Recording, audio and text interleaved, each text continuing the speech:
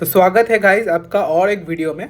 और आज हम लोग एक काफ़ी इंपॉर्टेंट कंसेप्ट सीखेंगे जिसका नाम है विगर्स डायग्राम। इससे क्या होता है, ये आपको कार्डियक साइकिल का एक ओवरऑल काफ़ी बेहतर अंडरस्टैंडिंग देता है, ठीक है। और आप समझ पाते हो कैसे सारे जो इवेंट्स हो रहे हैं, प्रेशर के हो, वॉल्यूम के हो, वाल्व के हो, कैसे वो सारे इवेंट्स एक दूसरे के साथ रिलेटेड है, वो समझने में आपको हेल्प करता है ये वाला डायग्राम, ठीक है।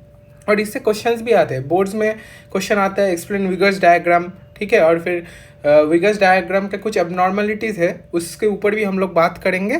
उससे आपको कैसे पता चलेगा कि कौन सा वाल्व डिसऑर्डर है, ठीक है। तो ऐसा आज हम लोग सीखेंगे, ज़्यादा बड़ा नहीं होगा लेक्चर, 10 मिनट से कम ही होगा, ठीक है। तो शुरू करते हैं। तो पहले आपको देखना पड़ेगा विगर्स डायग्राम के दो पार्ट्स है। एक आपको दिख रहा है यहाँ पे प्रेशर लिखा हुआ है, एक वॉल्यूम लिखा हुआ है। और ये सारे लेफ्ट वेंट्रिकल के हैं, लेफ्ट एट्रियल, लेफ्ट वेंट्रिकल, ठीक है। और नीचे ईसीजी और फोनोकार्डियोग्राम जिसमें आपको हार्ट साउंड सुनने को मिलते हैं वो दिया हुआ है, ठीक है। और सिस्टोल डायस्टोल का पीरियड भी मेंशन किया हुआ है, ठीक है। तो पहले हम लोग वॉल्यूम वाला जो ग्राफ है उसको समझेंगे, ठीक है।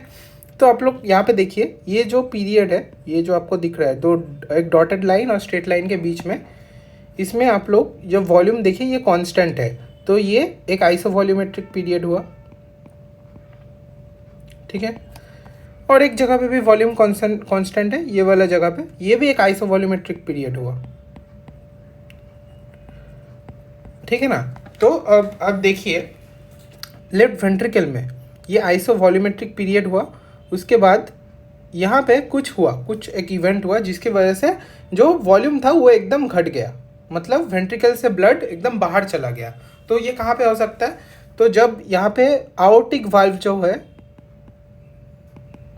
वो अगर ओपन होगा तो तब क्या होगा, जो आइसोवॉल्यूमेट्रिक कंट्रैक्शन हो रहा था उसका मतलब यहाँ पे, तो वेंट्रिकल कंट्रैक्ट कर रहा है कांस्टेंट वॉल्यूम में, सारे वाल्व क्लोज्ड है, प्रेशर बढ़ रहा है वेंट्रिकल के अंदर। एक टाइम पे क्या हुआ, वेंट्रिकल का प्रेशर इतना ज़्यादा हो गया कि उसने आयोटिक वाल्व को ओपन कर दिया, आयोटा के प्रेशर से ज़्यादा हो गया। तो जब भी ओपन हो गया सारा ब्लड वेंट्रिकल से एकदम आयोटा में चला गया बेसिकली। तो इसी की वजह से ये वाला पार्ट जो है इस ग्राफ का ऐसा दिख रहा है, ठीक है।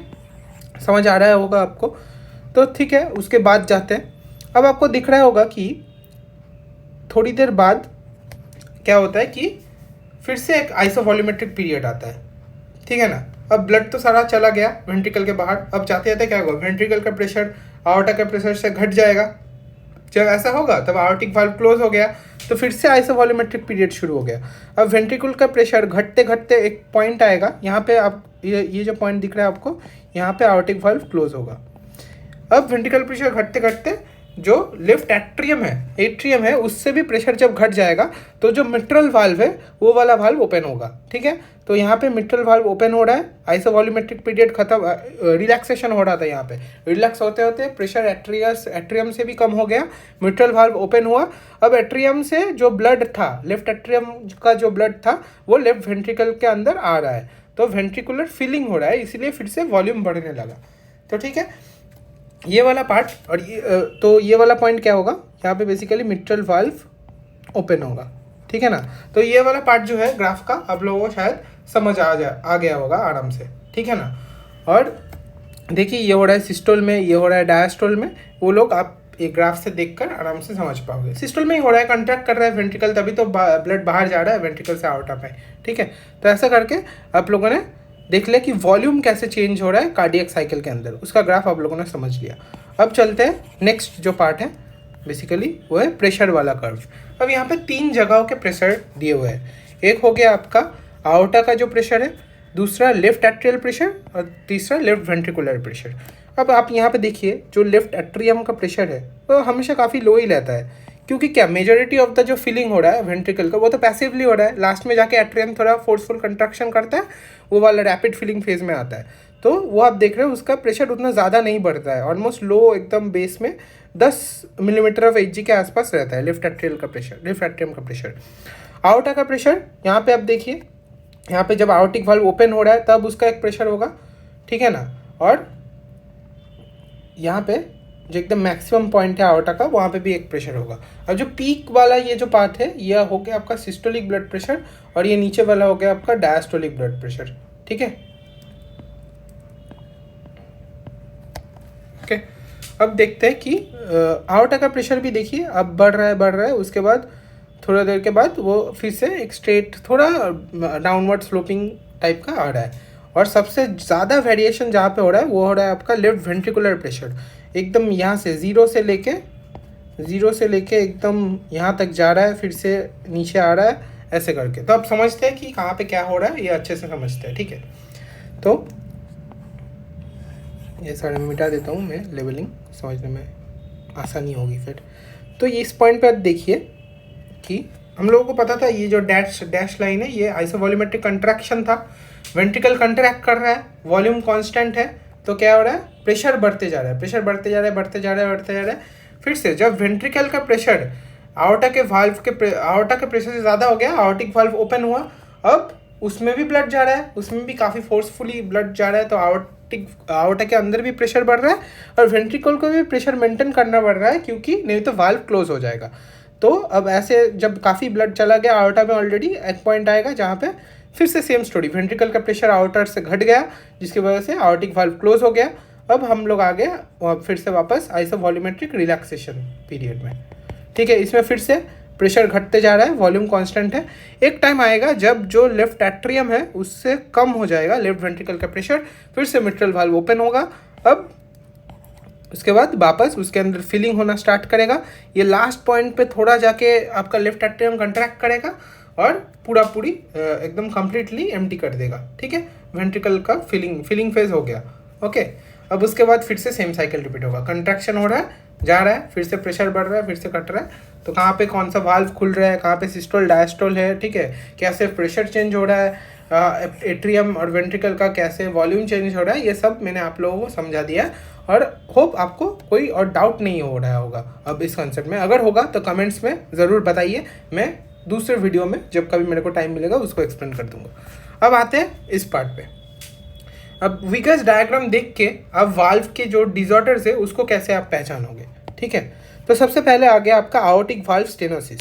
आयोटिक वाल्व स्टेनोसिस मतलब जो वाल्व है आयोटा का वो ठीक से खुल नहीं रहा है, काफ़ी सख्त हो चुका है, ठीक है। तो वेंट्रिकल को मुश्किल होगा उसको खोलने में, बहुत असुविधा हो। वेंट्रिकल तो कंट्रैक्ट करेगा तभी तो ब्लड जाएगा आयोटा में, वाल्व जब ओपन होगा तो वो आसानी से नहीं हो पाएगा। तो यहाँ पे आप देखिए फिर से वो 3 कर्व जो प्रेशर वाला कर्व वही है।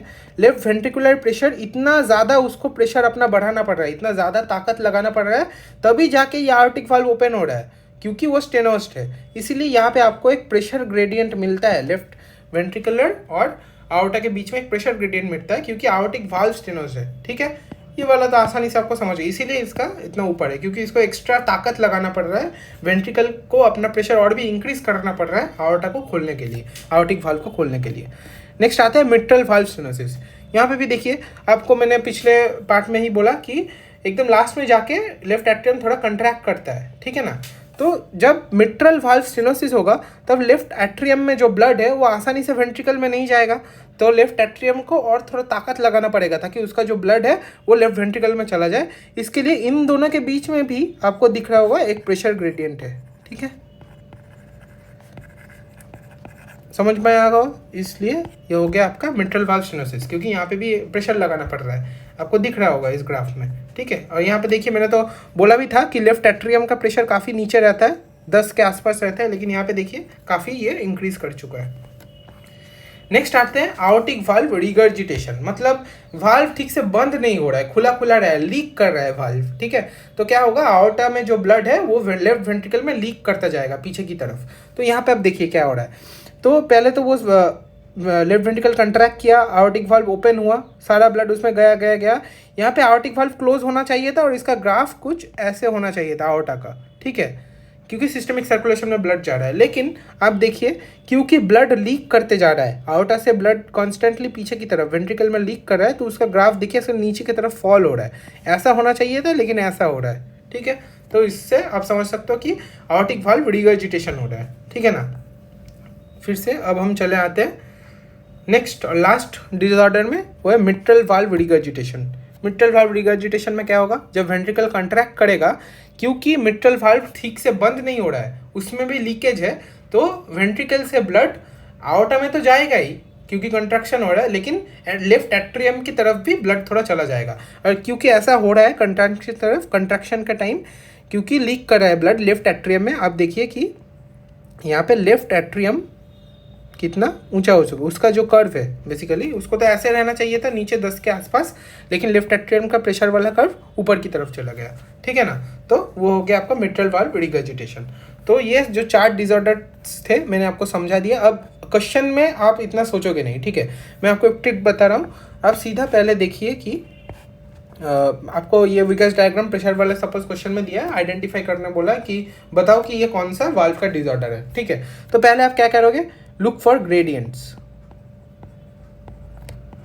ग्रेडियंट, अगर ग्रेडियंट पॉजिटिव है तो फिर स्टेनोसिस में कुछ होगा, आपने पहले वीडियो में देख लिया। और अगर ग्रेडियंट नेगेटिव है तो फिर रिगर्जिटेशन में देखो कुछ होगा। तो 4 ऑप्शन रहे में अगर रहते हैं 4 ऑप्शन रहेंगे तो आपने ऑलरेडी ग्रेडियंट देख के, अगर ग्रेडियंट होगा तो उसको देख के ही आप 2 ऑप्शन रूल आउट कर सकते हो, ठीक है। अगर स्टेनोसिस में फिर आप क्या देखोगे कि ग्रेडियंट किसके बीच में है। अगर ग्रेडियंट, अगर जो ग्रेडियंट है वो left atrium and left ventricle के जो प्रेशर है, इन दोनों के बीच में आपको एक अगर ग्रेडियंट दिख रहा है तो वो हो गया आपका mitral stenosis, mitral valve mitral stenosis. अगर आओर्टा का जो प्रेशर है और लेफ्ट वेंट्रिकल का जो प्रेशर है उसमें आपको ग्रेडियंट दिख रहा है तो फिर वो हो गया आपका आओर्टिक स्टेनोसिस, ठीक है। रिगर्जिटेशन में देखिए, रिगर्जिटेशन में अगर आपको पहले आपको देखना है कि ग्रेडियंट है कि नहीं, अगर नेगेटिव मिला तो रिगर्जिटेशन ही होगा। अब उसमें आपको देखना है कि किसका प्रेशर चेंज हो रहा है, नॉर्मल जो ग्राफ है उससे, कि आओर्टा का प्रेशर चेंज हो रहा है कि लेफ्ट एट्रियम का प्रेशर का जो ग्राफ है वो वाला नॉर्मल से थोड़ा हटके है। आओर्टा का आपने देख लिया कि नीचे की तरफ जाएगा और लेफ्ट एट्रियल प्रेशर आपने देख लिया ये थोड़ा ऊपर की तरफ ऐसे होगा, अप स्लोपिंग डाउन स्लोपिंग। अगर आओर्टा की तरफ प्रेशर घट रहा है आपको दिख रहा है तो आओर्टिक रिगर्जिटेशन हो गया। और अगर फिर आपके एट्रियम की तरफ आप देख रहे हैं कि उसका प्रेशर बढ़ रहा है, मतलब मिट्रल वाल्व से ब्लड वापस उसमें आ रहा है, तो वो हो गया आपका मिट्रल रिगर्जिटेशन, ठीक है ना। तो ये हो गया बेसिकली आपका ट्रिक, ठीक है। तो होप आपको ये वीडियो पसंद आया होगा। अगर अच्छा लगा हो तो प्लीज़, मेरी हिंदी काफ़ी बुरी है, ठीक है, मैं बंगाली हूँ वैसे, तो अगर आपको ये अच्छा लगा हो तो ज़रूर मेरे चैनल को सब्सक्राइब कीजिएगा। मेरे टेलीग्राम में काफ़ी फ्री नोट्स है, वो भी आप चेकआउट कर सकते हैं, लिंक मेरे बायो में है चैनल के। और अगर आपको डिटेल्ड नोट्स चाहिए आपके मेडिकल स्कूल में अच्छे ग्रेड्स लाने के लिए या फिर कंसेप्ट्स को समझने के लिए, तो आप हम लोगों का जो वेबसाइट है www.mindmapfactory.com उसको चेकआउट कर सकते हो। तो चलिए मिलते हैं नेक्स्ट वीडियो में।